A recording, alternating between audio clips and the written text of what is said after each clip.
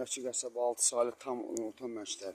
1986-cı ildə Ulu Öndər Heydər Əliyevin verdiyi sərəncama əsasən Ağdaş rayon Ləçi qəsəbəsində 3 mərtəbəli 8 evdən ibarət yaşayış binasıyla birgə 6 hektar yarım torpaq ayrılaraq Ağdaş rayon Ləçi qəsəbə məktəbi tikilmişdir. 2007-ci ildə İlham Əliyevin göstərişi ilə büdcədən pul ayrılaraq məktəb və məktəbin yaşayış binasının əsaslı təmir olunması üçün büdcədən pul ayrılmışdır. Ancaq ki, məktəbin sadəcə beli, pəncərələri, bir də qapıları dəyişərək, bax, yaşayış binasında heç bir təmir getməmiş, məktəbin arasında heç bir təmir getməmiş.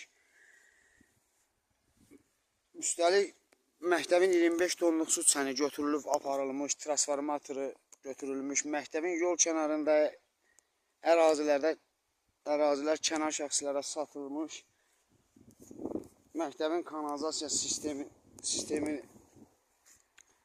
bərbad günə salınmışdır. İndi də məktəbin kanalizasiya sistemini məktəbin bufetinin düz yanında, baxın, kanalizasiya. Görün Ağdaş rayon Ləçi qəsəbə məktəbin tələbələri harda oxuyur. Baxın, kanalizasiyanı oradan açıblar belə. Burada gölməçə yaradıblar. Baxın. Bu barədə cənab başçı Orxan Hüseynzadə də burada olub.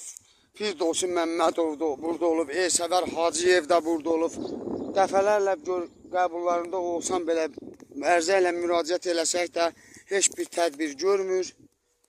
Baxın, məktəbin ərazisində çirkab, kanalizasiya, baxın, göl şəklində düzəldilib. Buradan da su keşkalı kimi kanalizasiyaya məktəbin 1 hektarlıq zəbt olunmuş ərazisi var. 4 bir yanı bağlanıb, 1 hektarlıq, çolun o üzündə.